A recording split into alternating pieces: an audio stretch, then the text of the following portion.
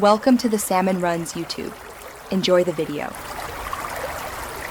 In this video, I will explain how to play story mode in NBA 2K on PS4. First, navigate to the main menu and select MyCareer. This is where your journey begins. You'll then create your custom player, choosing everything from their physical appearance to their unique basketball skills. Your early decisions, like college choice and draft position, will significantly shape your player's path and story progression. As you progress, you'll play many games, participate in crucial practices, and experience story-driven cutscenes.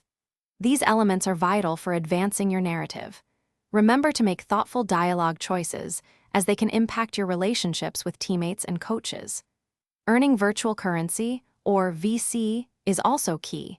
Use it to enhance your player's attributes and acquire new gear.